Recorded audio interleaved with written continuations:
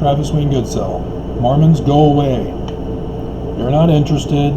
You don't care what I have to say. You're just going to disagree and argue and throw hate at me. So just go away. I don't want you here. You're past feeling, you're hard-hearted, you've waxed cold.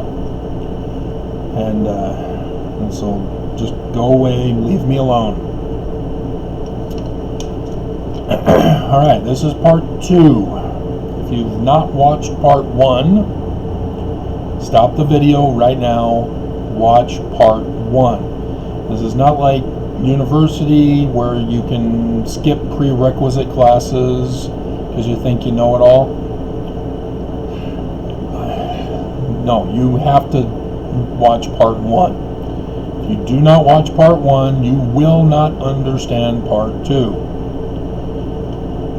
There will be gaps in your understanding. There will be things you will not understand and will not make sense. I'm not doing a summary. Alright, so this Thursday is Tisha B'Av. It's a Jewish holy day, which has been changed into holiday. That's where it comes from, is holy day. It is the 9th of Av, in the Babylonian named Jewish month. And so as the Jews flip the month and the day around, it's 9/11. This Thursday, the 30th of July. Their holy days always start in the evening of the previous day. So the 29th at 6 p.m. is when the 9th of Av begins. And so the daytime the next day is the first day.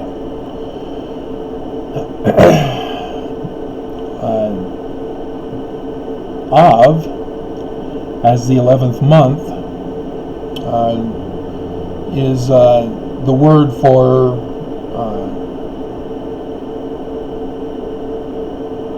father. It's also the word for fresh, green, referring to vegetation, and as such has those meanings involved with it. Ab, with another language, is Abba, not the singing group, but father.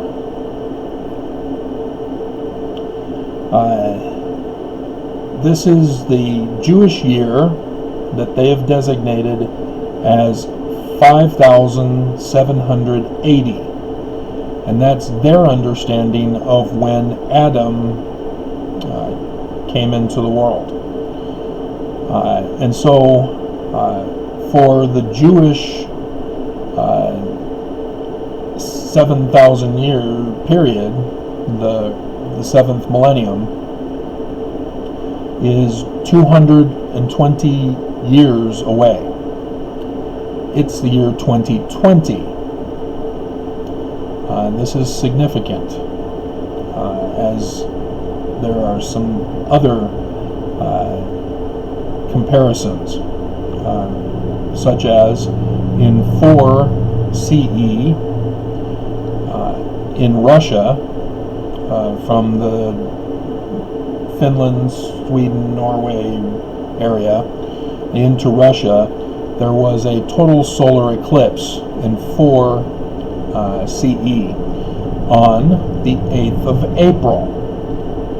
That is significant because on the exact same day in 2024, there will be another total solar eclipse, but this time in America, and it's going to cross the other one that we had on the 21st of August 2017. I can put that picture in for you and provide more pictures maybe in this video.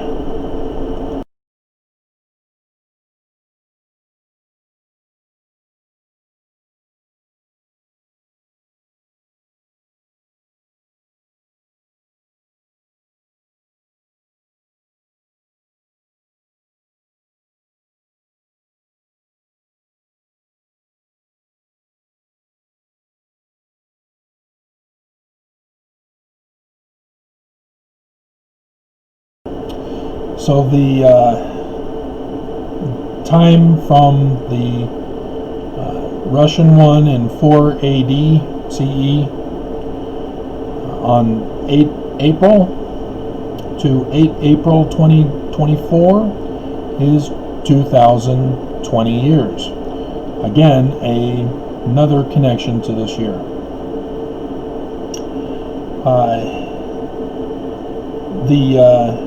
I'll get into the signs later. Tisha B'Av is related to the dates for the destruction of the two temples of the Jews.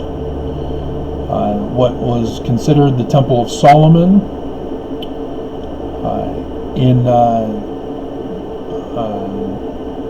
by Babylon, 597 was when Babylon first came in, and then 11 years later, 586 was when the first temple in Jerusalem was destroyed. And then the Jews, after the Babylonian captivity, are spoken of in the Bible as going back under the edict of Cyrus, king of Persia, who conquered Babylon, and said, you can go back and build your temple.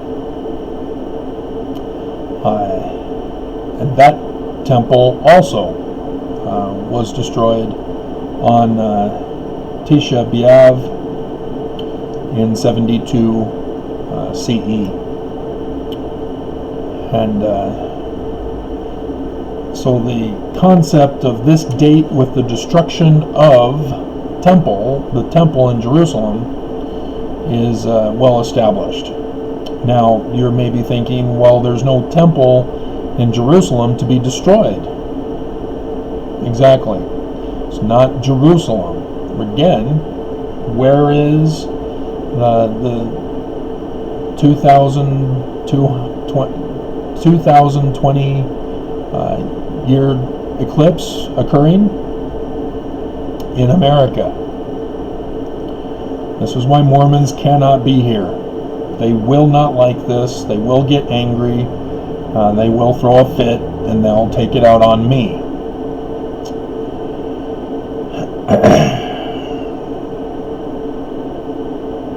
The prophets warned during both of these temple destructions in advance for the people to be good.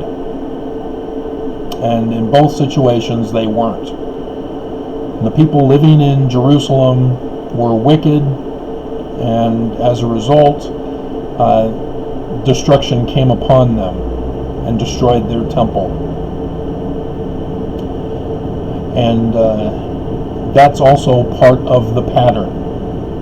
So you can see why Mormons are going to be upset with the information I'm about to give them, which is not to them, because they're not listening, they're leaving. So in the Book of Mormon,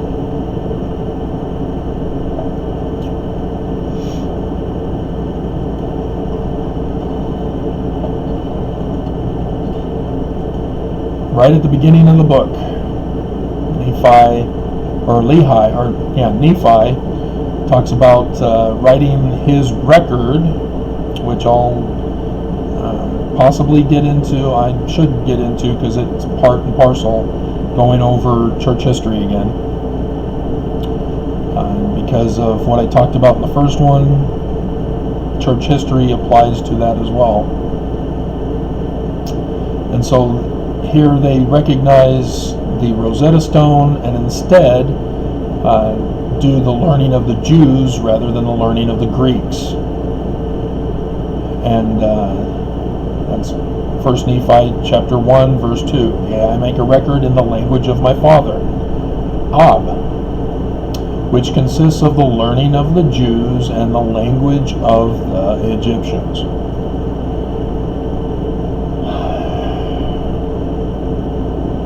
And so then you have the story of Lehi.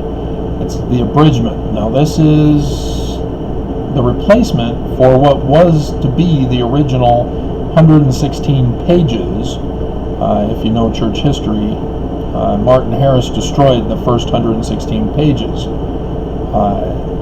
and this replaced it. And so thus church history background is necessary. Maybe I should give it here since I'm going over this part of the Book of Mormon. Alright, so Joseph Smith Sr., when he was first married, lived in Vermont with Lucy Mack. And in Vermont, they were Congregationalists. That's a Christian religion, and at the end of the 1700s, Nathaniel Wood came to Vermont in the town next to, close by, where the Cowdreys lived. Cowdreys were cousins to the Macks. So they knew each other and were Congregationalists also. Nathaniel Wood was a Congregationalist as well. He called his organization, church, the New Israelites. He believed, as their members likewise believed, that you had to be approved by the members in order to become a member, and you had to be an adult, and you had to have a inner conversion that is convincing to the members for them to allow you to come into the membership. And so the Smiths and the Cowdreys never became members, either because they were not convincing enough, or that they didn't want to be members. They just wanted to participate in some of the other activities that were going on, and that is most likely the case, because as part of membership, you get to participate in polygamy, and there is no connection to Smith Sr. and polygamy, especially since the Book of Mormon condemns polygamy 3 times, and Joseph Smith condemned polygamy 2 times in the Doctrine and Covenants directly. And then I went over the scripture the other day about no slavery in section 101. Polygamy is part of slavery, as women were property back then, and to have extra wives is sex trafficking, as part of the slavery. And so I don't think it was actually slavery that was used. Can't remember the word offhand. And so the things that anybody could learn and participate with outside of polygamy, so that you didn't have to be a member, was that Hebrew was considered the angelic tongue. And so Hebrew was part of their teachings, so they would learn words in Hebrew. They also got involved in Jewish mysticism. It's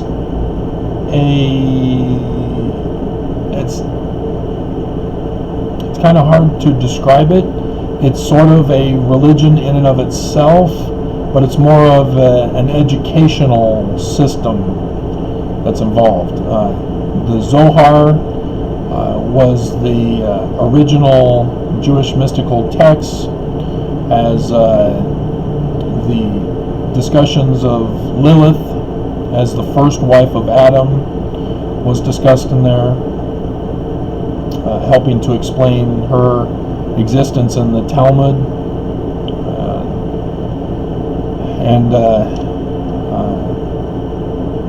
And the Tree of Life comes from Jewish mysticism, as Tree of Life is in these replacement 116 pages. As Smith Sr. claimed to have dreams about the Tree of Life. So yeah, he was clearly involved with this New Israelite group and with Jewish mysticism. The Holiness to the Lord parchment, I can show you that picture, is a star chart.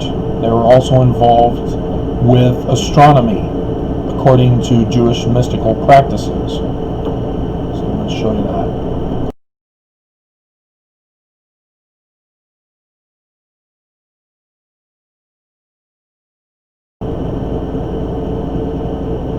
The Holiness to the Lord parchment was a Jewish mystical star chart. And so he learned Hebrew, some Hebrew. They didn't have an official teacher, they just believed in Hebrew and knew some words.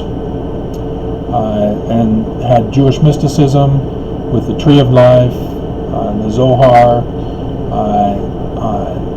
He would have known other techniques, gematria, which is the number game, which people assume is what's being referred to with the number of the beast. 666 is the name.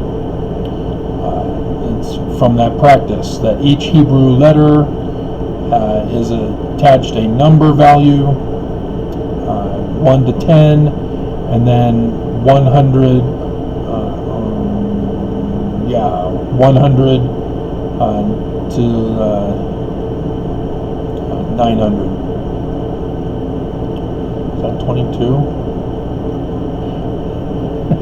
I think no, it goes 1 to 10, then by tens, 20, 30, 40, 50 to 90, and then 100 to 900. Or whatever number is at 22, because it's not 900. And so it's actually probably 200, 300, something like that. Probably 200. No. Anyway, I need to see rather than just try to figure it out in my brain. And no keraton is another practice. That's what I used to do my vocabulary theory test for the Paleo-Hebrew vocabulary. Taking the Paleo-Hebrew the character decipherment and plugging it into that no keraton practice, which is where you take a 2-letter word or even a 3-letter word and you flip it and it becomes the reverse meaning. And so I was running the test to see if that is a legitimate case. And then there's let's see, gematria, no keraton. There's one other, along with the Tree of Life thing, and I can't remember, and I'm not going to look it up in Written by the Finger of God by Joe Samson, a Mormon, who goes into that. If I remember, I'll bring it up. But yeah, Joseph Smith would have learned all of those techniques as well.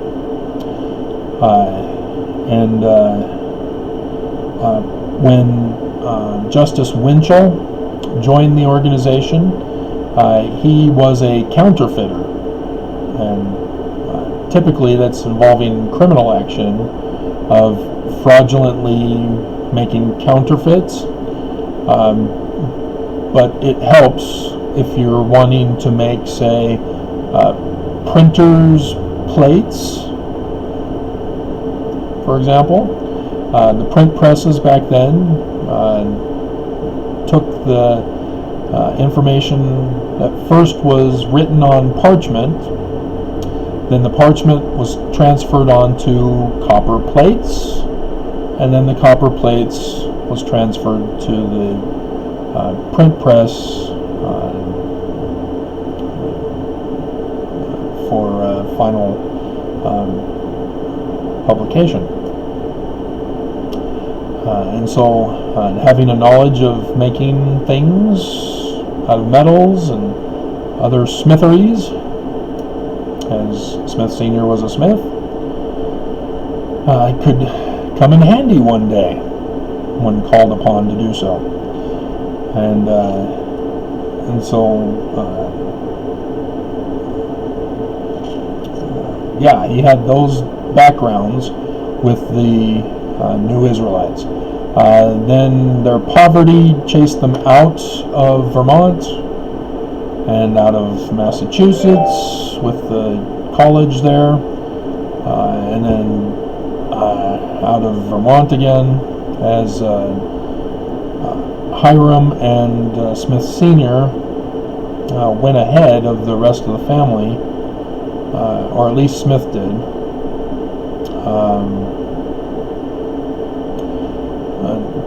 And went to Palmyra, New York. And there in Palmyra, New York, he obtained housing, called for the rest of the family to follow, as they had to walk the distance.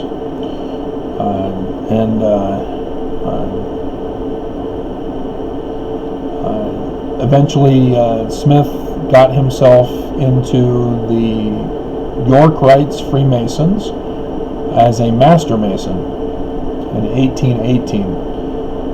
And this ties into the whole big picture here, as the naming of his son Hiram was spelled according to the Freemasonic Hiram Abiff, who is a representation of Osiris, who is murdered.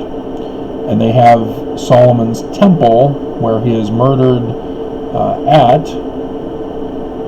during the time of King Solomon, at Solomon's temple.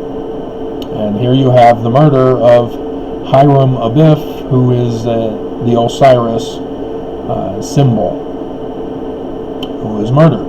And so the Freemasons get involved in the Passion Play to search for the killer, and that's how their oaths and signs and all that are involved in, is with that Passion Play ceremony. And in the York Rites, the highest rank is the Knights Templar. And so that's where the Egyptian comes in, mixed with the Jerusalem Temple.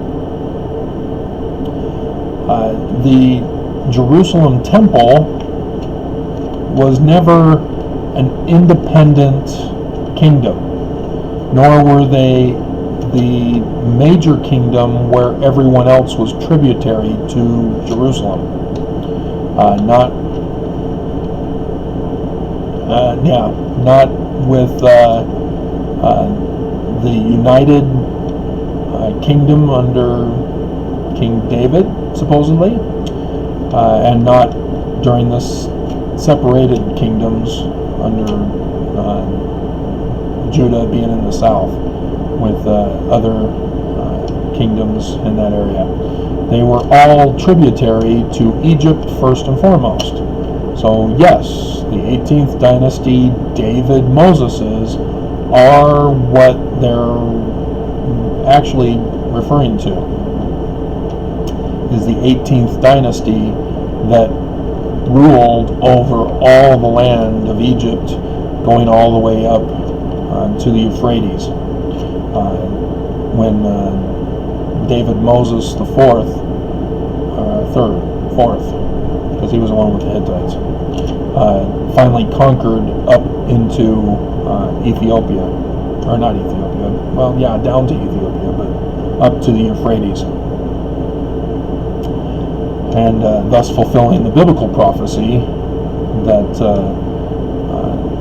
the house of Israel will possess all of Egypt from the Nile River to the Euphrates.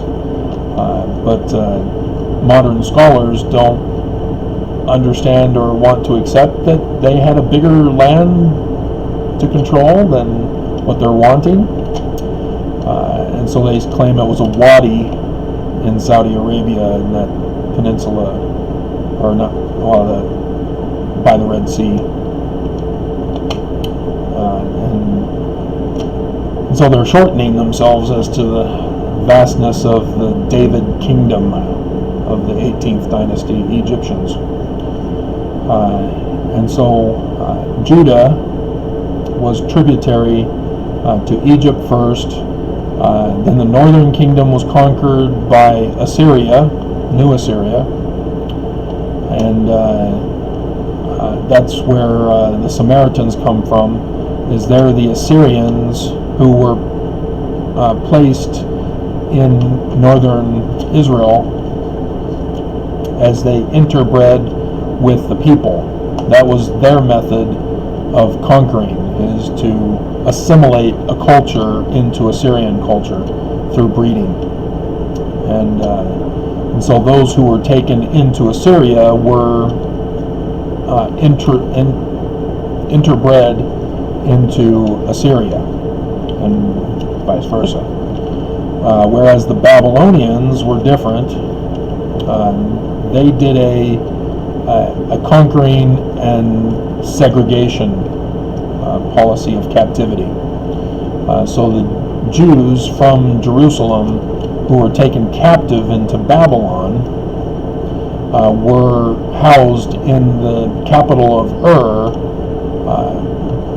and compelled to become Babylonian, as the book of Daniel tries to show the Greek Jews that they should deny the Greek Hellenistic influences by using the Babylonian captivity as the example not to become Babylonian. But if you're not familiar, people refer to Jews in Hebrew as Semitic, in other words, Babylonian. And so that's their slave association, is Semitic. So if you're anti-Semitic, you're anti-Jew, but Jews should be anti-Semitic because they're Hamido instead. So those who are racist towards Jews are technically anti-Hamido. And so, but yeah, the Jews fully assimilated thereafter as their calendars, their holy days, even the Torah with the seventh day of creation. There was no seventh day of creation in the Egyptian records. That's a Babylonian thing, as they try to say that, oh, we came from Ur of Babylon. Well, Ur of Babylon did not exist prior to Ur of Babylon, when the Jews then went into captivity there. And so that's an anachronism of the Bible, as a post-captivity Jew is trying to claim that Ur of Babylon was their original homeland, so they altered the story from the Egyptian lineage to the Semitic Babylonian lineage. Not understanding the history of Babylon, that did not exist prior to and their conquering of Assyria and then Jerusalem. And so when Babylon came in to Jerusalem, they put a puppet president, puppet king, on the throne of Jerusalem in the temple there as their first technique or first tactic to see if they can control. Oh, the first video is processed. That went quicker than I expected.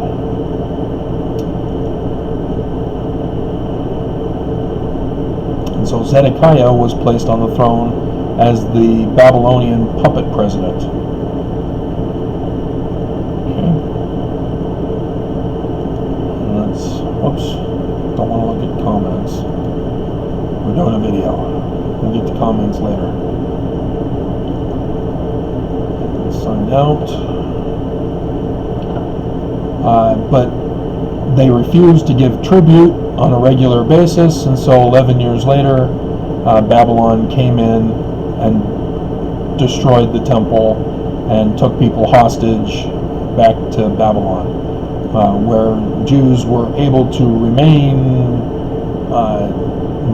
unbred with society of the Babylonians, but still held hostage. And there was no replacement that Babylon did, as Assyria's practice was. And so when the Jews got back to Babylon after the Persian Empire took over Babylon, they were still tributary to Persia, but they were allowed to rebuild their temple, and the Samaritans also wanted to be a part of building a temple there, as they now have lived on that land, and they considered it their land too. But the Jews, having been kept segregated in Babylon, still considered themselves segregated from the mixed breed of Assyrian northern Israelites, and so there were racist arguments and fights and problems in getting the temple finally built, as you can read about in the Bible.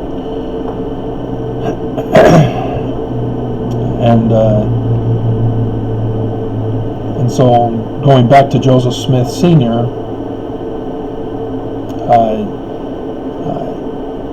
becoming a Freemason with the Knights Templar as the highest rank in the York Rites, they are well aware of the origins of the Knights Templar, having to do with the Pope calling a group of guys, hey, go dig in Jerusalem's ruins of the Solomon Temple, and they did and found something. They went back to the Pope, and whatever was discussed in that secret closed-door meeting, the Pope granted them knighthood as Knights Templar, the Temple Knights, Solomon's Temple Knights, and they were made wealthy because they were put in charge of protecting pilgrims to the temple ruins, and provided the food and provisions for those pilgrims as well, so they became filthy rich as a monopoly or company. And over time, their wealth got too big for the future Pope, who apparently had forgotten why they became Knights Templar in the first place, as he accused them of their embracing religious documents and thus religious gods and religious beliefs. And so Friday the 13th in October occurred, that caused the Knights Templar to flee, scatter, and a group went to the islands off of Finland area, and then they took a boat ride over to America. Kensington, Minnesota. Minnesota. Next to the Dakotas, where the Mandan Indian tribe were. Kensington has the property sale of the eastern half of the United States to the Knights Templar in 1363. And they went and buried treasure plates in Egyptian in southern Illinois, in the caves in southern Illinois. So buried Egyptian treasure plates buried in the caves of southern Illinois. And this is all part of the Knights Templar.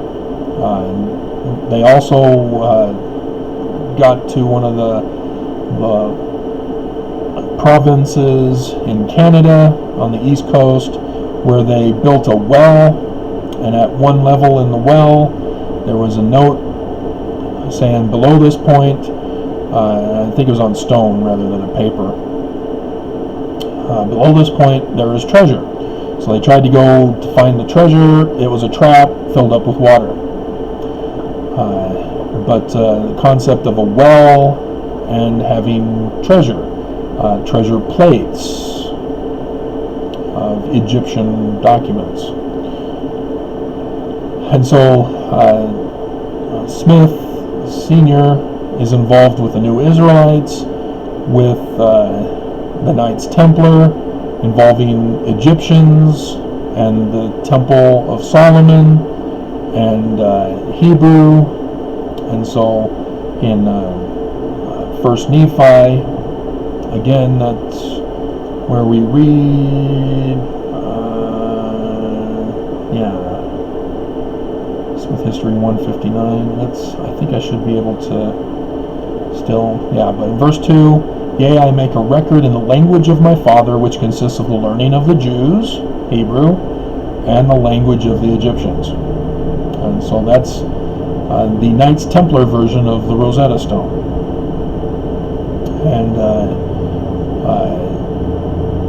or the New Israelite Masonic version. So the learning of the Jewish mystics and the language of the Egyptians. And so Joseph Jr. Finds rocks that he uses as seer stones. Peter, in Egyptian, the eyes of Horus,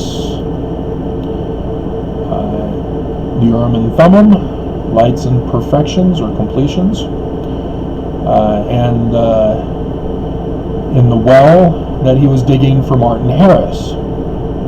So Martin Harris knew all about the rocks in a hat trick, long before any of the Book of Mormon stuff.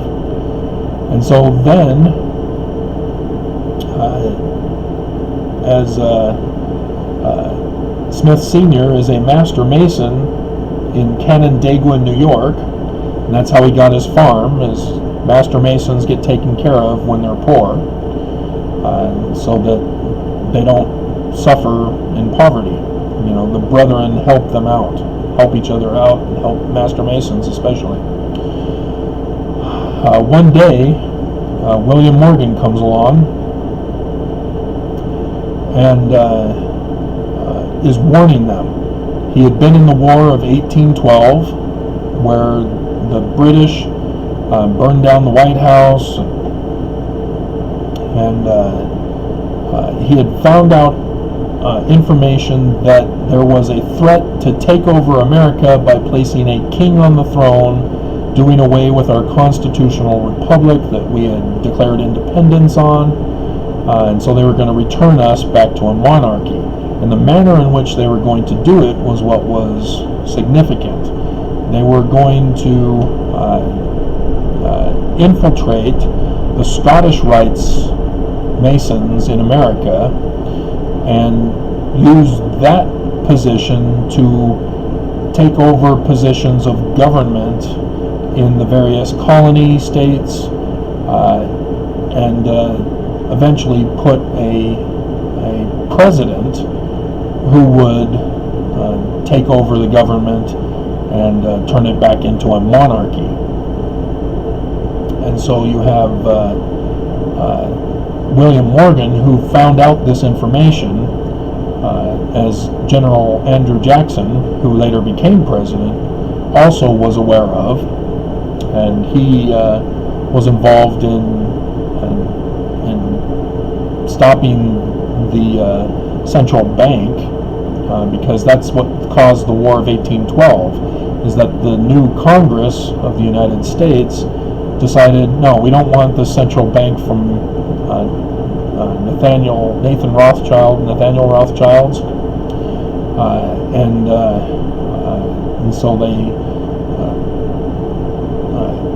signed a law canceling the continuance of the central bank when it expired, and so that pissed off Nathaniel, obviously, as he then paid the British military to come and attack us, and is it William Scott wrote a volume of books in which he talked about the Illuminati having infiltrated the Scottish Rites,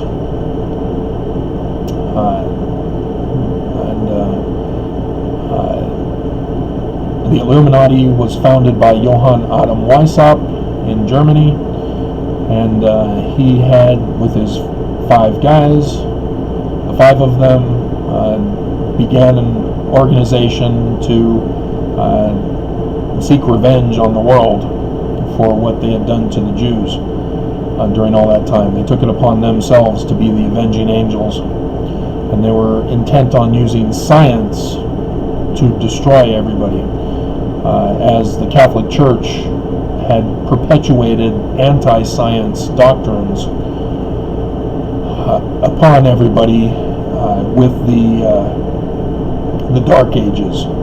And so the Enlightenment comes out, and Reformation comes out, and then the Illuminati, the enlightened ones, with Lucifer, meaning light bearer in Latin, but is found in Isaiah chapter 14:12, "How art thou fallen from heaven, O Lucifer," as Lucifer is associated with Venus, the planet, as it never attains becoming the light of day, as the sun takes over instead of Lucifer, of Venus, and has association with Lilith and Ishtar of Esther fame, and so, yeah, when their organization was exposed by the German police force, government, the Illuminati had to go underground, and what they do is they have some that remain behind in silence, and then they have others who escape into other countries and pull the same stunt by finding a group to infiltrate, becoming popular and familiar with the communities. They rise up into prominence and positions of government, and then take over. Bastille Day in France was just celebrated not too long ago, and that was part of the Illuminati plot, as France believes it's their revolutionary anniversary. But that was caused by the Illuminati. And so that pattern of infiltration, rising up, then taking over, destroying, rising from the ruins with a brand new world order, a new government and a new economy under a central bank. And so that's what they were intent on doing, was coming back to America in 1812, caused the war there, as they were also battling Napoleon during 1812. And that same pattern took down Napoleon, but they did not take down America. And nonetheless, despite being able to chase out the British, America's Congress instead decided, okay, fine, we'll restore the central bank. So please leave us alone. Here's the central bank. Are you happy now? And yeah, but they still plan to take over America and put a monarchy on as well, through this plot with the Scottish Rites. And the Scottish Rites don't have Knights Templar. They have the degrees. So the 33rd degree is the honorary title of those who are chosen once they reach the 30th degree. So the 32nd degree is technically the highest degree in the Scottish Rites. And they have names for each degree.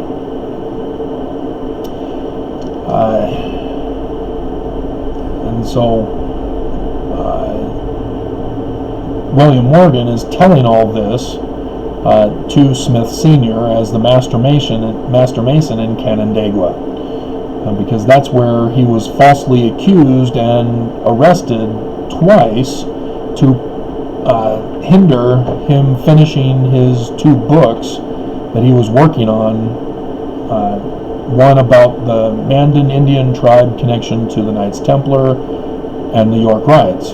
The other was the Illuminati threat through the Scottish Masons, and so they obviously couldn't go telling everybody Scottish Rites Masons, and so what happened was Joseph Smith Sr. Helped secret William Morgan out of the country, as that became a big scandal, and took over the publication of the book. So yeah, his counterfeiting experience comes in handy now.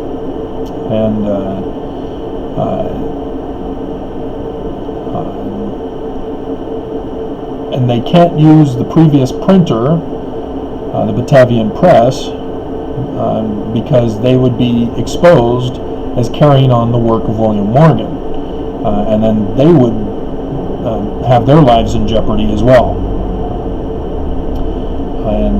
And so they needed to keep it all secret and try to distance themselves from each other as best as possible, except for Canandaigua becomes the common place location that ties everyone together, as the enemy who had infiltrated the Scottish Rites had found out, and in their history, Canandaigua is mentioned, and confirms that they knew that the Smiths were involved in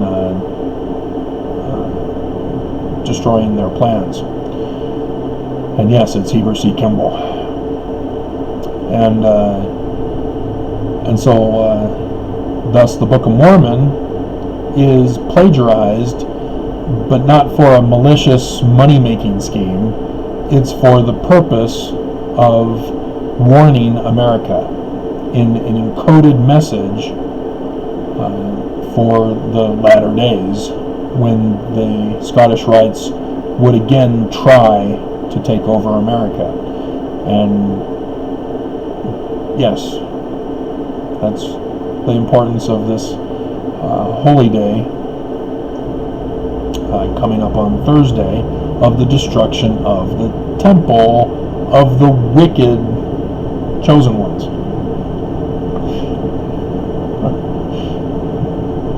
And so with that background about the Book of Mormon,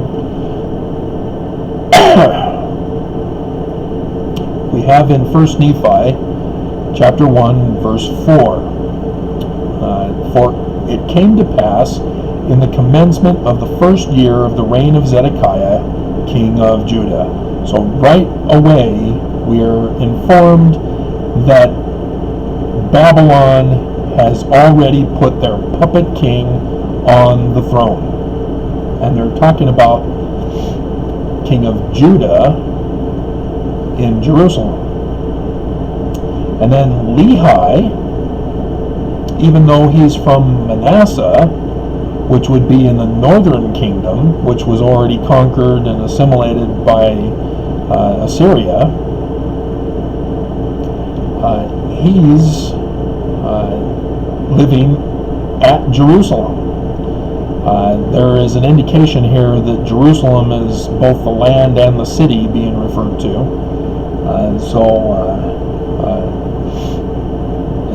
It's clear as you read through that it's the land of Jerusalem, not the city of Jerusalem. But that's where he's been living all his days. And then that same year, when in 597 BCE, when Zedekiah was put on the throne of Jerusalem, and remember, this is all encoded. Joseph Smith Sr. has to rewrite the 116 pages here, and so he's using his Jewish mysticism with the Temple of Solomon. The Temple of Solomon has a new king, a puppet king from Babylon, and the Knights Templar putting the plates in southern Illinois in the caves has to do with where they intended to build the cities of Zion and New Jerusalem here in America. That was their intention. And so when Smith Sr. talks about Jerusalem, he's referring to the latter day and the threat to America of a puppet king put on the throne by the secret band who want to turn America back into a monarchy. And in the Book of Mormon, I should have done this before I got into Lehi's story, so we'll do it now. Joseph Smith Sr., on the 22nd, the evening of the 22nd of September, 1827, that's when Joseph Smith Jr. claims that he gets the treasure plates buried in the earth, just like the Knights Templar had buried treasure plates in Egyptian in the earth at the hill Cumorah, which is talked about in the Book of Mormon as being the last battle against the Nephites, destroying them. And so remember, the Holiness to the Lord parchment is about Joseph Smith's training as a Jewish mystical astronomer. And so yeah, let's go to Revelation. Oh, not Doctrine and Covenants. Bible, New Testament, Revelation, chapter 12. And there appeared a great wonder in heaven, a woman clothed with the sun, and the moon under her feet, and upon her head a crown of 12 stars, she being with child, travailing in birth, and pain to be delivered. In the Joseph Smith translation, 5 is moved up to verse 3. And she brought forth a man-child, who was to rule all nations with a rod of iron, and her child was caught up unto God and to his throne. This is a sign in the heavens. And so as a Jewish mystic in training, he's aware of Jewish mystical astronomy. And so let's show you the sign during the night sky on the 20th. I'm just going to show you the day of the 23rd. So the next day is what I'm showing you from my stellarium, and we'll go over that. Well, I probably tell you, and then we can move on to the Book of Mormon. So yes, keep in mind Revelation chapter 12 and take a look at the sign on that evening. They believed that that was close enough to consider it the fulfillment of Revelation. And so who is getting the plates? Joseph Jr. Smith Sr. was purposely trying to turn Joseph Jr. into Horus, man-child, man like Moses, man like Samson, Elijah, whatever symbol, prophecy from stories about this person in the last days who I told you about would be a man to restore the kingdom of David and establish New Jerusalem here in America, right there at the crossroads in southern Illinois, and have to do battle against the Illuminati threat to America to turn it into a monarchy.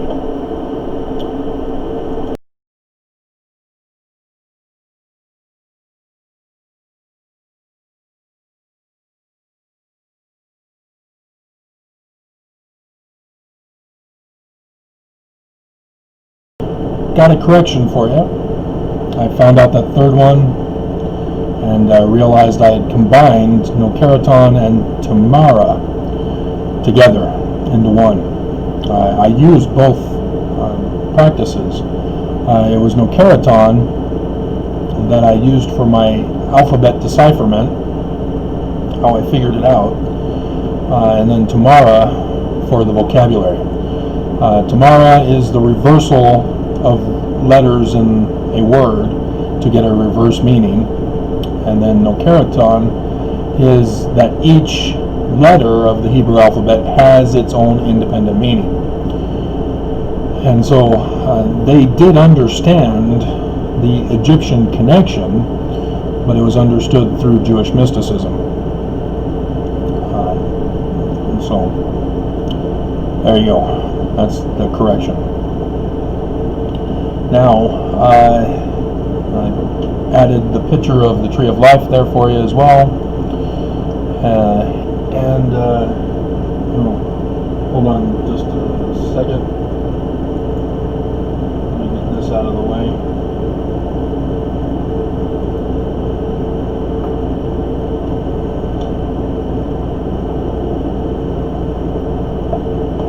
Alright. And so with all of this in mind, when we get to the Book of Mormon, we need to understand it in the context of the church history and American history. And the pattern that we're seeing in the Book of Mormon is that Lehi is told in a dream, you have to leave, Jerusalem's going to be destroyed. Besides, they want to kill you. They're wicked, they're going to kill you. Babylon's going to come and destroy the place, destroy the temple. So Lehi leaves and goes to the new land at the top of the Red Sea. Then, after a number of years, which remember they only have 11 until Babylon comes back, and so Nephi is then born in the wilderness at the top of the Red Sea in their new land, and so he can be no older than 10 years old. But everybody in Mormonism, in the Mormon Church, messes that up and assumes that Joseph Smith was older and that he had been in Jerusalem. And it even says, having lived in Jerusalem all my life. No. And so, again, it's coded. That's why there are these contradictions.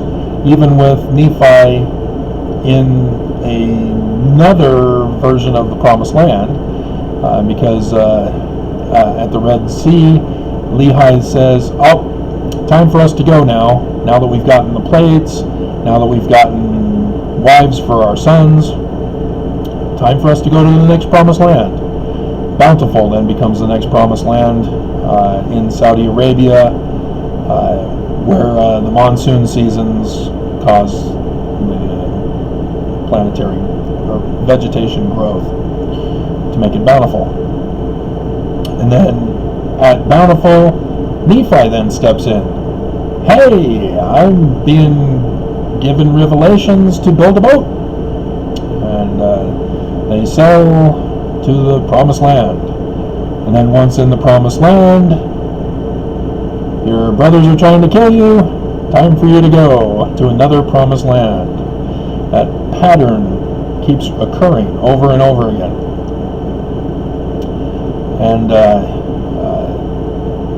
And so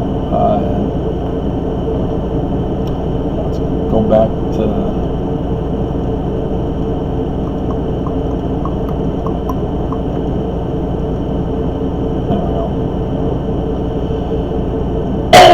and so when you understand that this repetitive pattern is a teaching tool to help people understand the warning message,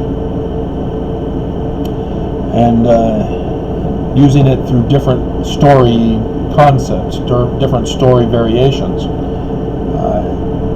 And during these times, there is discussion of another, hey, we're in the Promised Land of Egypt by Moses, time for us to exodus out of here and go to another Promised Land. Again, utilizing the biblical theme in the Book of Mormon. And it's Moses who the Jews are looking for, a man like Moses who the Jews are looking for the last days. Similar to the Smiths, who elevated Joseph Smith to that position, who placed him in that position to be the man like Moses. Or Ammon, son Ammon, having the same name as his father. Nephi, having the same name of his father, Nephi, when Jesus appears. And makes him the king of the Nephites and the high priest of the Nephites as well. And then takes off, doesn't rule himself, just Nephi is now in charge during the 400 years instead of a whole millennium of peace among the Nephites. So again, coding. And Joseph is, isn't that coincidental? He's talked about, and Lehi is giving a blessing to his son Joseph, saying, "Oh, you're named after Joseph of Egypt." And there's going to be a future Joseph who's the same name as his father, who is also Joseph. And then they throw in, I think it's verse 24 of that chapter, near the end of the chapter. They say there's another guy who's also going to be involved, but it's just the one verse in that. Doctrine and Covenants goes into more detail about that other guy. And so having the same name as the father is a common theme. And we realize it's not the last name, as it's not Smith. It's the first name, or because there's also, it was just Joseph Smith and Joseph Smith, just the two names, first name and the surname. There were other children who had middle names, like Don Carlos. And so, yeah, just understand that. Won't go into further detail. But that's what they're referring to. is Joseph Smith Jr. being son Ammon. That's being talked about as the one mortal to restore the kingdom of David, like Moses. And I'll get into those passages later on here. As we've passed the hour mark, which may take us into part 3, we'll see. And so, Lehi is having dreams. He sees one descending out of the midst of heaven, and his luster was above that of the sun at noonday. Amen. He doesn't call him Jesus Christ. He just says he sees God sitting upon his throne, surrounded by numerous concourses of angels in the attitude of singing and praising their God. And it came to pass he saw one descending out of the midst of heaven, and behold, his luster was above that of the sun at noonday. Which, amen. So he separates this one descending from God. God is separate. So you have Father Ammon and Son Ammon. And then he had 12 others following them. And their brightness did exceed the stars in the firmament. So the 12 are associated with stars. How art thou fallen from heaven, O Lucifer, son of the morning, the falling star. Lucifer is known in Mormon theology as being in the premortal council in heaven, as Set was in the premortal council in heaven of the Egyptians. I will show you that picture.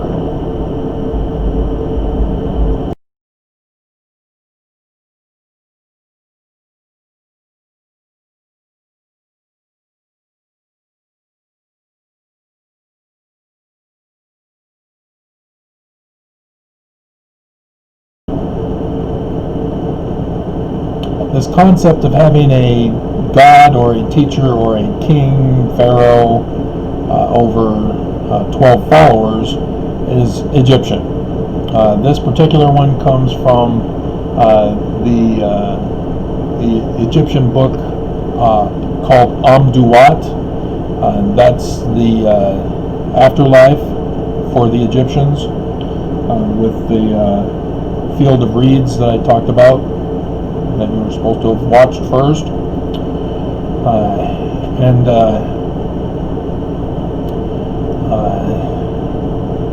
Wonder if I should put in the field of reeds for you. I will. Field of reeds. Pick. Alright. So I'll slip it in before this segment.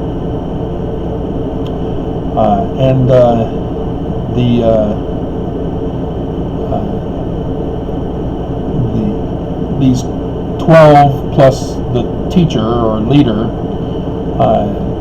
was also had during the Roman period with the therapeutae, as they were called, the healers. And there were more than just the one group as described in the gospel narratives and the Acts and subsequent books by Paul and others.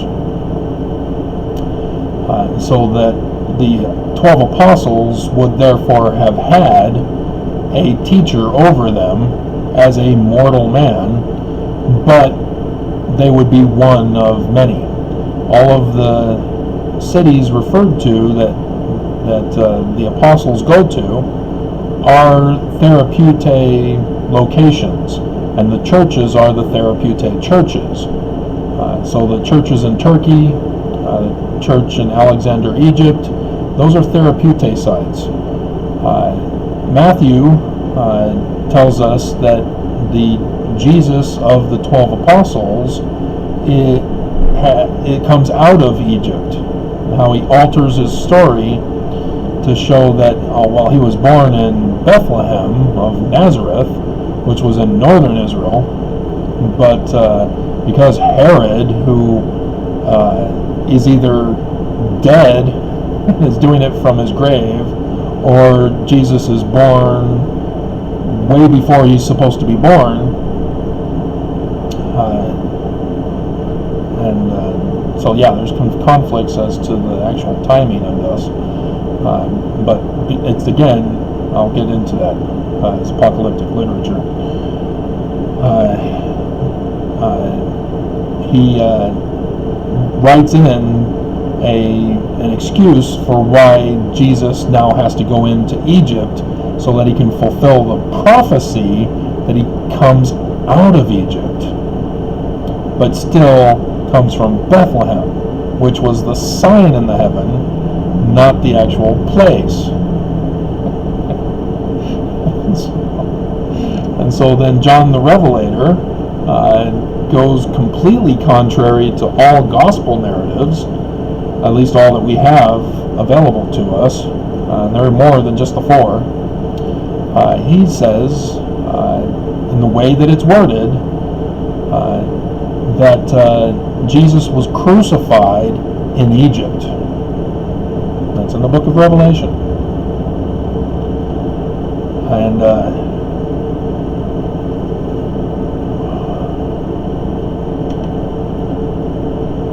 I think I might be able to find that. I think if I get the same words in the right verse, Sodom crucified. 1, Revelation 11, verse 8. And their dead bodies shall lie in the street of the great city, which spiritually is called Sodom, and Egypt, where also our Lord was crucified. If they wanted it to be in the great city of Jerusalem, as we're assuming that the dead bodies of the two prophets lie in the street of the great city, then he should have said, where also our Lord was crucified, which spiritually is called Sodom and Egypt. It's not put in that order. Instead, where our Lord was crucified follows Egypt, meaning that's where Jesus was crucified. So that simple little twisting of the sentence has huge ramifications. But yeah, when you understand that the Gospels are part of apocalyptic literature, you can understand why. And so not only were the Therapeutae numerous, one for every city, as they would travel among the various cities preaching in the churches from each other. They would have teachers for each other. And so the Dead Sea Scrolls community, they too were a community where they had a teacher and would have had Therapeutae of 12 disciples. And as we learn from these Dead Sea Scroll, the Qumran community, we learn that they were big on apocalyptic literature, as well as what we're led to believe is historical literature as well, of the Old Testament narratives as well as some gospel narratives. No. They were apocalyptic. And so not only is the Old Testament apocalyptic, the story of Moses is apocalyptic, though put into a setting of historical background. It's similar to fiction. You know, when you write a fiction story, you can create your whole world on another planet as sci-fi, but if you do regular fiction, you have to use a setting in history, whether it's current history, so then you have to have an actual fictional city or a real city where you have fictional characters utilizing modern day technologies and conveniences and life's experiences.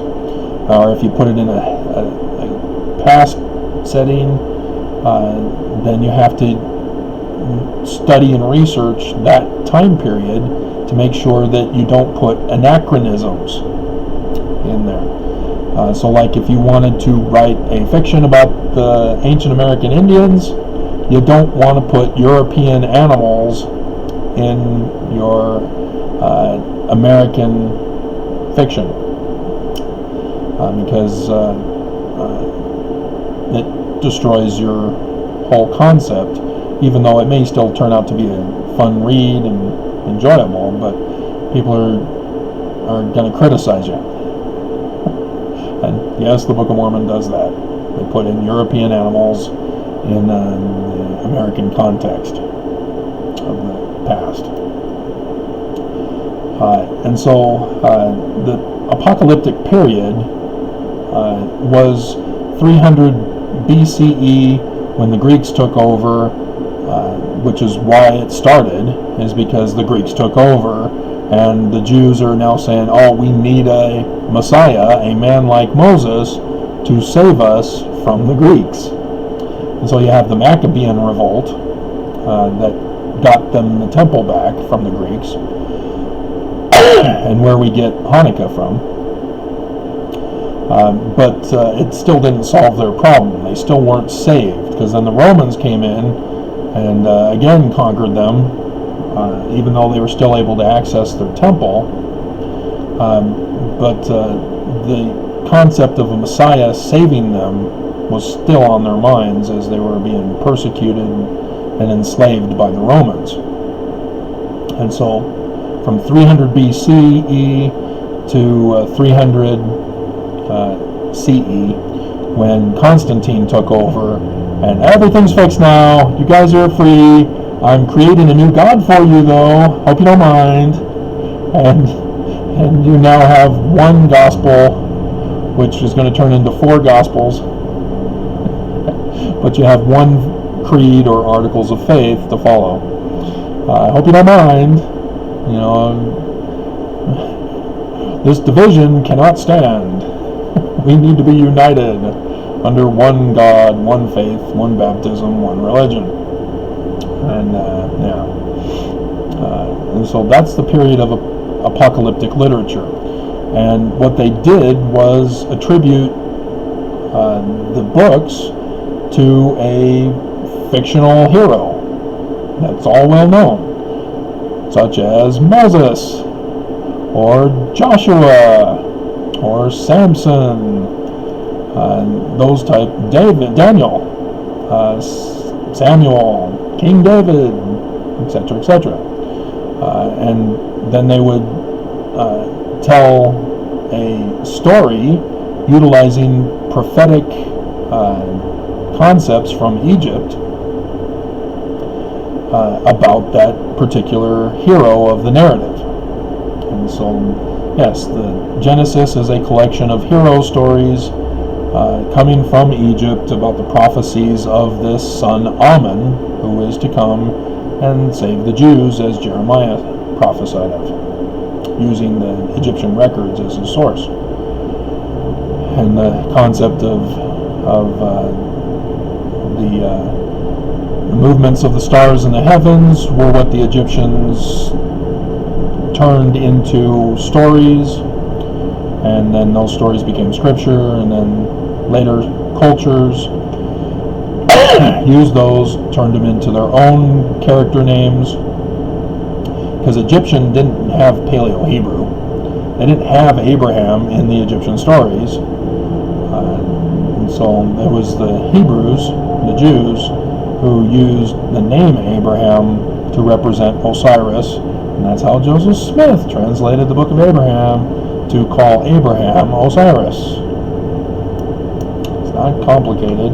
I did that video, it hasn't caught on. But yeah, that's comes from Jewish mysticism, as I pointed out, that pictures have translations, individual letter meaning, And so that comes from the Egyptians. Each character has meaning. And so when you combine characters together, you have fuller meaning. So with the Egyptians, you have petroglyphs that are not getting translated by Egyptologists, and so I walked right into it to decipher Egyptian petroglyphs through this process. That each character in Egyptian has meaning, even if they're a deity or a human or an object. They have meaning, and when you combine them in a petroglyph, there's all sorts of translations from it. And that's how Joseph Smith translated the Book of Abraham. And so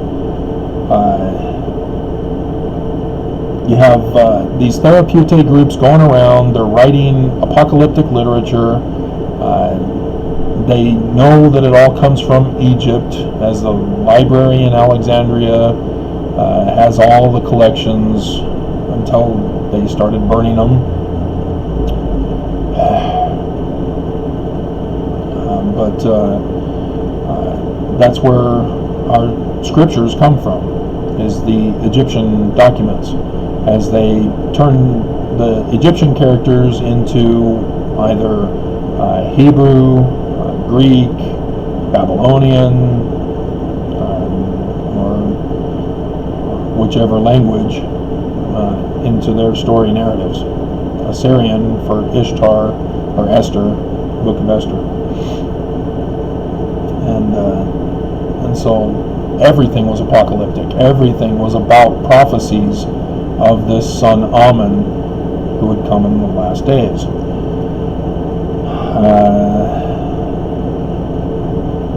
And so, yeah, when Lehi is talking about this, Lehi, Jawbone,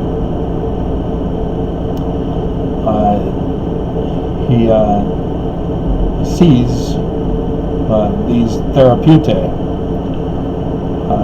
which come from Egyptian, and they tell him, hey, you're in Jerusalem. Jerusalem's going to be destroyed by Babylon, and the people want to kill you because you've been obedient and warning the people about the destruction that's coming. After he has this first dream, let's see, make a full account of, he hath written many things in vision in his dream. I will make a proceedings by making an abridgment. After abridged record of the Father, I will make an account of my own life. Okay. Coming of a Messiah. See here, he's and at 19, and it came to pass that the Jews did mock him because of the things which he testified of them. You guys are wicked. You're committing abominations. And he testified that these things he saw and heard. You guys are going to be destroyed. Babylon's coming back. And also the things which he read in the book, manifesting plainly of the coming of the Messiah. See, they use Messiah, not Christ. It's referring to the Jews. And so Jeremiah 23, a man like Moses is going to do what Moses did, because Moses is an apocalyptic literature of this man like Moses, who is son Ammon, a Messiah, a Christ, who will save the Jews physically, not spiritually. They already have a God, and that's Osiris that I went over. And so Cain is Set, who murders his brother Osiris, Abel, who are the children of Adam and Eve, who are Nut and Geb. And the Jews were, when they were told to repent and that Babylon was going to be destroyed, they were angry. And they cast them out, stoned and slain them, and they sought Lehi's life to murder him. And then Nephi says, I will show you the tender mercies of the Lord over all those whom he hath chosen, because of their faith, to make them mighty even unto the power of deliverance. And unfortunately, Joseph Smith Jr. was assassinated. And so he failed to be this Messiah who was going to restore New Jerusalem, the kingdom of David, as the Jews were looking for. And let's see.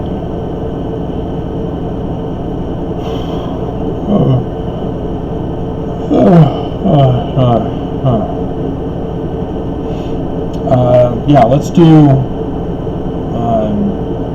a discussion of the exoduses that are talked about in the Book of Mormon before I get into the signs in the heavens,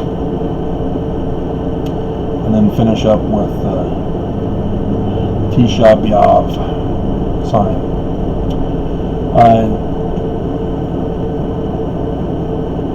There are several scenarios that the Book of Mormon has for the last days and the Son Amen guy. There's the obvious one, that he will be like Moses and confront Pharaoh, let my people go. He wins during a coronavirus after 3 days of darkness. 3 days of darkness? You mean eclipses? Solar eclipses? And yeah, get into that with the signs. But yeah, coronavirus. We're going through a coronavirus. We're going through signs in the heavens. So yes, we're in it. And first I should point out that again, both scenarios, all three scenarios, actually, the Jews are conquered by Babylon. Temple is destroyed because they were wicked, and the Jews during the Roman period were wicked, and Rome conquered them, destroyed their temple, and so now we're going to the Smiths, and they're saying, hey, America is wicked. They're going to prevent the New Jerusalem and the New Jerusalem temple. Not destroy it, but they're going to destroy America and prevent the new temple from being built. And Joseph Smith was to be the Messiah, but he's murdered. And the leader, or the people left in Mormonism, do not follow section 107, verse 22, which is what I talked about in the beginning of the previous video. So let's go again to that. 107. Oh, long day. Almost 2:30. Of the Melchizedek priesthood, the priesthood of Amen, 3 presiding high priests.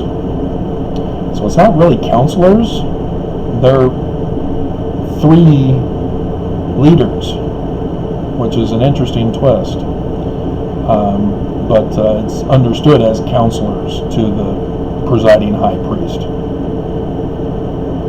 But in section 124, Joseph Smith does clarify a presiding high priest who is seer, prophet, seer, revelator, and translator, versus Hiram, who is a prophet, seer, revelator, and patriarch. Nobody else has those. So section 43, as I talked about at the beginning, why Mormons need to stay away, and why they assume that I'm not somebody to listen to, is that only the president of the church is the one who can give commandments and revelations for the whole church. But these 3 high priests are to be chosen by the body of the Melchizedek priesthood. Because it's not the body of the 3 high priests, because this is about succession. So the body refers to Melchizedek priesthood, and not the high priest group. And that's the Adam Onday Amen that Joseph Smith was talking about, is that in the future, at the latter days, there is supposed to be a Melchizedek priesthood meeting where the Messiah, the Christ, who is a man like Moses, to save the Jews, restore the kingdom of David, build the city of New Jerusalem with the temple, is supposed to be voted on. However, Joseph was murdered, and they didn't follow this. Because how is it done in the Mormon church today? At conferences, everybody votes for the new president of the church, right? No. It's an oath. Yes, we give loyalty to you, Almighty Master. It is not a vote. And yet they call it a vote. It's a sustaining vote, where you give loyalty. And if you don't give loyalty, if you raise your hand to oppose, you need to go talk to your stake president, who will see if you need to be excommunicated. So, yeah, we have never practiced this in the Brighamite church. After Joseph was murdered, never practiced. Thus, the Mormon church fell into apostasy. If Brigham Young is not the true successor, because he did not follow the revealed plan, he then is not the president of the church, to whom only he can get revelations and commandments. He's a false prophet, a false Christ, a false presiding president. And everyone who succeeds him likewise are from that rotten branch, to use the tree analogy. And so Nelson is not the true prophet. That's why Mormons don't like these videos. And so that was the process. It was not done. So what needs to be done is a restoration of Joseph's religion, which was a restoration of the Egyptian religion, though the current Brigham Church claims it's a restoration of the Gospel Church, of the Therapeutae. No. Because they were a restoration of the Egyptian religion.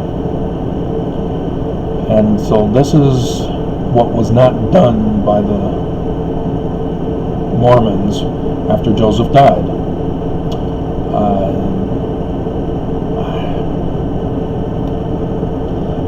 Brigham Young purposely confused everybody by trying to claim, oh, see, the traveling 12, that's us, I'm the president. I'm equal in authority to the 3 presidents previously mentioned. No, the quorum is equal to the quorum of the first presidency. And that's misunderstood. And so when I wrote the letter to the 70, letting them know about, hey, I'm concerned about signs in the heavens, but it looks like the way that Brigham Young set it up, the 70 form a quorum equal in authority to the 12,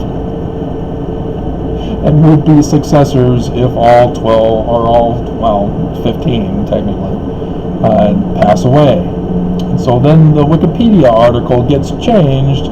Now it says the 70 will take over if all 12 are gone, or unable to fulfill their duties. I'm responsible for that. And I did the video on the influences I've had. That's another one to add to that video. And so, yeah, that's not what's intended. Is that it goes back to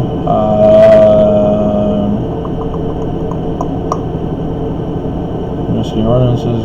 Okay, of necessity in verse 21. Of necessity, there are presidents or presiding officers growing out of or appointed of or from among those who are ordained to the several offices of the 2 priesthoods. And they clarify the first presidency in a different manner, that it's the whole Melchizedek priesthood, not the elders for the elders' quorum presidency, the high priest group for the high priest group presidency, and it's actually the quorum of high priests, which is different than the first presidency.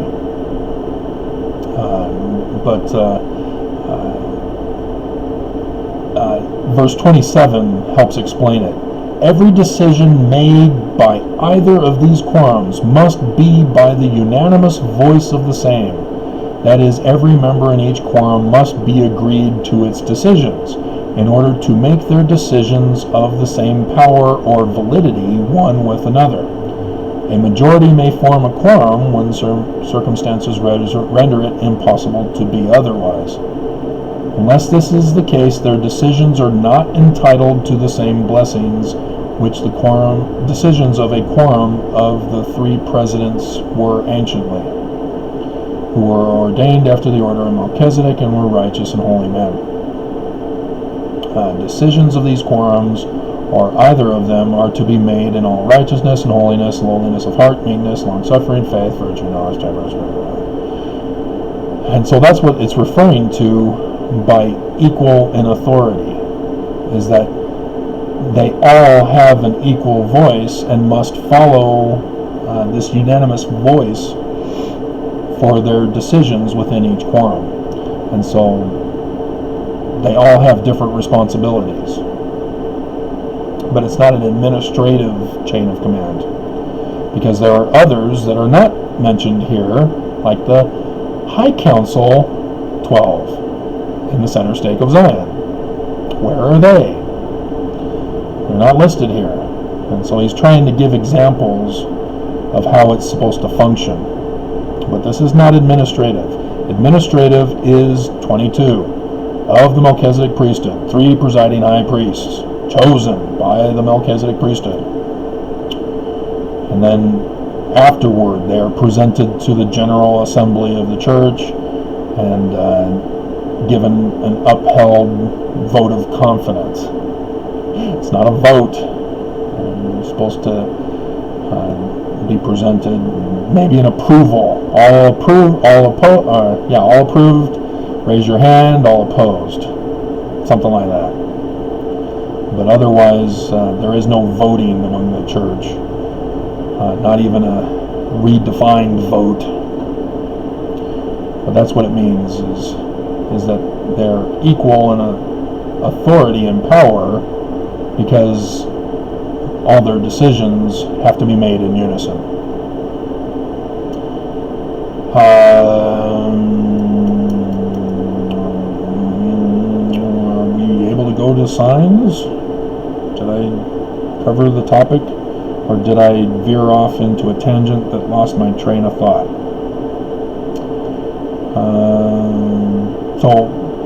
If you haven't caught on, the church fell into apostasy. And they have a temple. And they have it in Salt Lake City at Temple Square.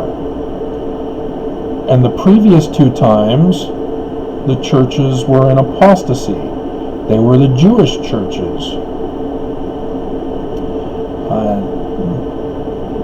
The temple in Jerusalem, destroyed by Babylon. Jews were wicked. Temple in Jerusalem during the Roman period, destroyed by the Romans. Jews were wicked. There is no New Jerusalem temple, is there? The Illuminati control. They've put in a puppet president. That's what the signs have occurred and indicate. There would be no reason for this prophetic man to restore and challenge the Pharaoh if the Pharaoh was righteous. And so, yes, have we not had a puppet president put on the throne? Remember, the 4 CE eclipse occurred over Russia. Who has Trump been talking to? Who helped rig the election in 2016 to get him elected, per se? Exactly. Many cartoonists, political cartoonists, have identified Trump as a puppet president of Putin. And even Russia knows that Trump is a puppet of Putin. If they know it, shouldn't we think that he is too? And so yes, the exact same patterns from prophecy are happening, as we are now in a coronavirus. And so shouldn't Mormons be looking for a man like Moses who's confronting the wicked Pharaoh? Would it be Trump, or would it be Nelson and the Church of Jesus Christ of Latter-day Saints? Because remember, the Church of Jesus Christ of Latter-day Saints is the apostate church. They are wicked. That's why I'm telling Mormons they can't come to this video. They can't listen to it because they're going to be offended. They're going to get angry with me. They're going to want to take my life for telling them that they're wicked. And remember, Utah is a tributary state to the United States of America. And just as Jerusalem was tributary to Egypt, and then to Assyria, and then to Babylon, and then to Greek, then Persia, then Greek, then Rome, then Constantine, the Holy Roman Empire. Utah is phonetic to Judah. The J sound is a European phonetic corruption. It used to be Ya, Da, for Judah. I did that already, explaining that. And so Utah, Yudah. The T and the D are phonetically the same. Interesting that top of the mountains is the meaning for Utah, and Judah has the D with the pyramid, with mountain, the mound of creation, top of the mountains, which is the Messiah symbol. If you have your $1 bill handy, if you even use $1 bills anymore, rather than credit cards and debit cards, you'll know about the capstone of the pyramid is the Messiah stone. So Jesus, the cornerstone, which the Jews had rejected, became the cornerstone of the pyramid temple. And that's how the passage is understood from Psalm and then the New Testament. I believe in Peter, even, as well as in the Gospels. And that's why he's the first and the last, the author and finisher of the faith, Alpha and Omega, or Alphas and Omegas, as Joseph Smith calls Son Amen, the man. He's the capstone. And so, again, when Joseph Smith is referring to Jews, he's not referring to Jews. It's still coded. The church service missionaries who worked on the footnote version that came out in 1981 missed several codings. And so, yes, it wasn't the Lord speaking to Joseph Smith. It was the Lord of the Manor speaking to Joseph Smith. Smith Sr. as the patriarch. And so in section 3 and section 10, it's Smith Sr. who's pissed at Joseph for losing 116 pages and how he's got to figure out a new way to write the book. And so when they're talking about Judah, they intended it, because they didn't know about Utah, they intended to use it as symbolism for the wicked Mormons who were going to be around after Smith was murdered, assassinated. And it just so happens that, yeah, it phonetically corresponds. Maybe the guy who rushed to Congress to make it Utah Maybe he knew about it. As you are well aware, Temple Square not only has the temple of the Philistines with the inverted pentagram as the keystone on the archway of the doors of the temple, it also has the lion house and the beehive house. Familiar with Samson, the story of Samson, the Sun King? He marries a Philistine, and thus would have been married in the temple of the Philistines. And on his way to the marriage feast, the marriage and the marriage feast, he kills a young lion. And then he comes back and sees honey, a honeycomb in the carcass of the lion. So you have beehive, and you have lion, and a apostate, false church temple with the Sun King. So Temple Square has all of those features. And I've had the playlist going over how to identify this person, and that's not going to be talked about here. But just understand, you're looking for a man. You're not looking for Jesus of the Gospels. You're not looking for a resurrected God. You're looking for a man. Born here in these latter days, still alive, hopefully, and taking on Pharaoh. And you take on Pharaoh these days with lawsuits. And so, yes, Thursday is an interesting sign, as we have to think, okay, well, which Exodus scenario of the Book of Mormon will occur? Because it offers several different ones. There's the Moses one, there's the the Noah version, where just the family leaves, and which is him and his wife and his sons. Ammon being one of the sons, by the way, in the Egyptian story of Noah.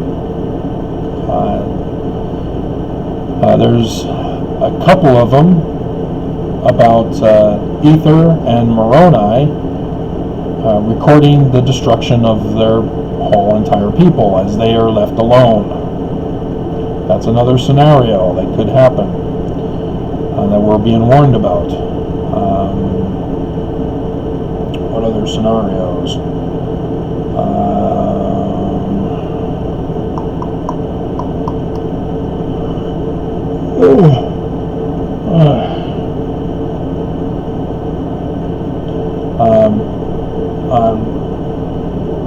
Well, Noah's Exodus is like Lehi leaving Jerusalem with a dream, so that's the same.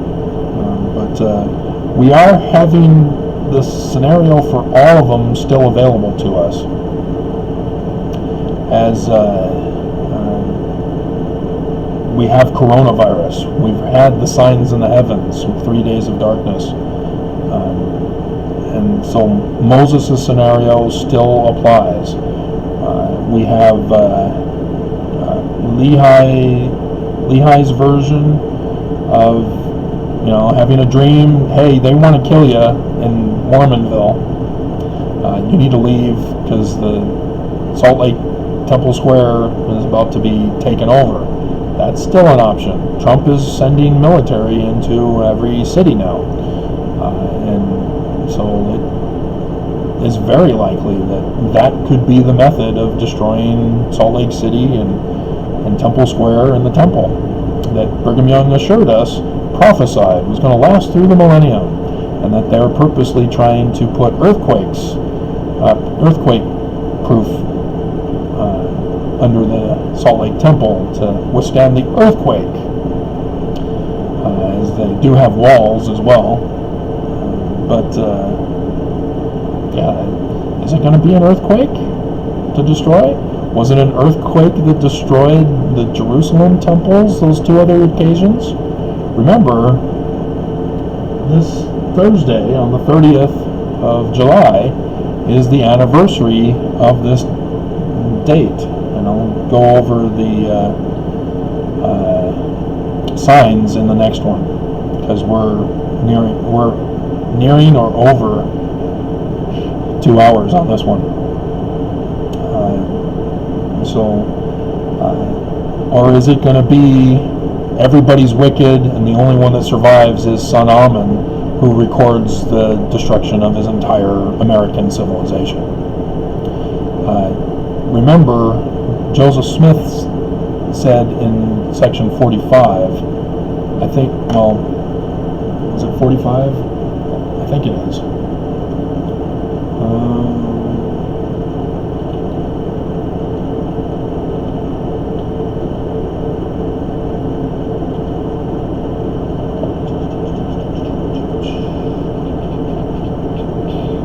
Yeah, 45:68. And it shall come to pass among the wicked that every man that will not take his sword against his neighbor must needs flee unto Zion for safety. We don't have those cities built. Nobody has that place to flee to. If there is no righteous people to go with the man like Moses, Son Amen, to build Zion and New Jerusalem, which Joseph Smith said in 19 July 1840 are to be mountain cities of Zion and New Jerusalem. And X marks the spot in southern Illinois with the signs in the heaven. And so the whole world is going to be at war, and the only place of peace, safety, refuge, land of peace, city of refuge, place of safety for the saints of the Most High God. It's not built. It doesn't exist. And so what's going to happen? But it is clear Salt Lake Temple doesn't look to last. It looks to be destroyed. But how it's going to be destroyed and how the final ending will take place,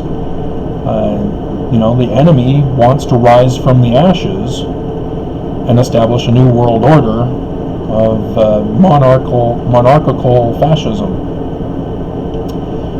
where they take away our agency and make us slaves to the state, to the nation. How will it happen? It appears, at least the sign is this week, this coming week, next week, Saturday. It's not Sunday. I think it's Sunday. Yesterday I was thinking it was Saturday, and Thursday I was thinking it was Friday. I'm jumping ahead of myself now. But the sign is here, and I'll go over signs and how to interpret them, and period time frames versus same day time frames with signs. I'll go over that as well.